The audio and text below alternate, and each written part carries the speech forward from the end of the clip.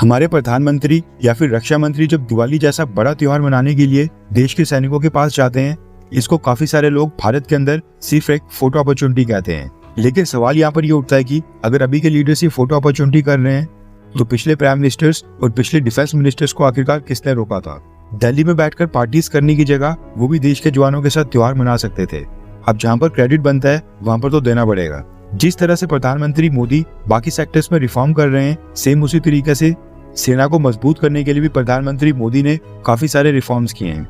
आजादी के बाद से आज तक भारत की सेना को काफी सीमित रखने की कोशिश की गई, खासकर कश्मीर रीजन में।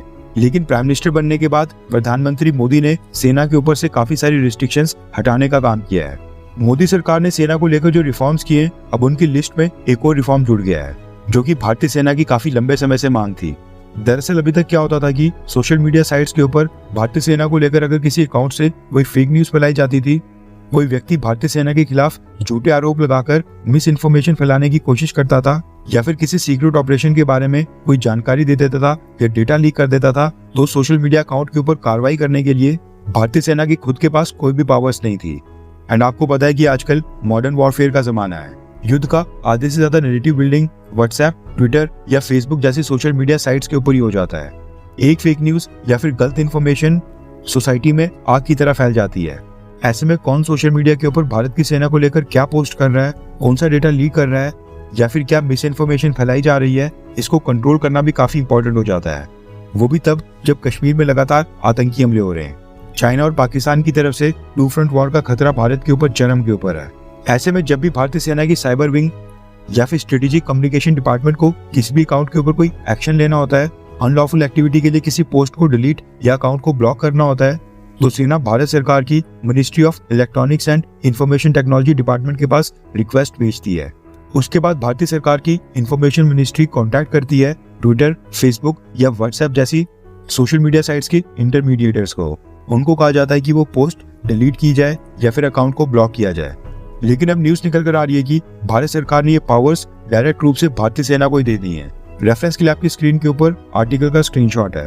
दरअसल भारतीय सेना में additional directorate general of public information department होता है, जो कि मीडिया रिलेशंस और पब्लिक रिलेशंस यानी कि पीआर एक्टिविटीज को हैंडल करता है। इसी एडीजी डिपार्टमेंट में एक स्ट्रेटेजिक कम्युनिकेशंस विंग होता है।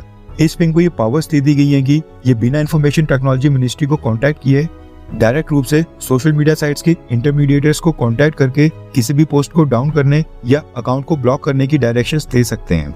मिनिस्ट्री ऑफ डिफेंस ने भारतीय सेना को इन पावर्स के बारे में नोटिफाई कर दिया है। अब इंफॉर्मेशन मिनिस्ट्री के बीच में से निकल जाने से ये पूरा प्रोसेस काफी फास्ट ट्रैक मोड के ऊपर चले जाएगा। पहले क्या होता था कि पाकिस्तान बेस्ड या फिर फॉरेन से किसी सोशल मीडिया अकाउंट से भारतीय सेना को लेकर अगर कोई मिस इन्फॉर्मेशन फैलाई जाती थी एंड जब भारतीय सेना को जब उसका पता चलता था, उसको रेड फ्लैग किया जाता था। उसके बाद उस अकाउंट को ब्लॉक करने की इंफॉर्मेशन मिनिस्ट्री में एक रिक्वेस्ट भेजी जाती थी। फिर वहां से मिनिस्ट्री का सोशल मीडिया साइट्स को कांटेक्ट करना, इसी में काफी सारे दिन वेस्ट हो जाते थे और वो फेक न्यूज या फिर मिस इन्फॉर्मेशन काफी ज्यादा फैल जाती थी। मिस इन्फॉर्मेशन फैलाने वाले या फिर फेक न्यूज फैलाने वाले का पर्पस, इंटेंशन और ऑब्जेक्टिव ऑलरेडी पूरा हो जाता था।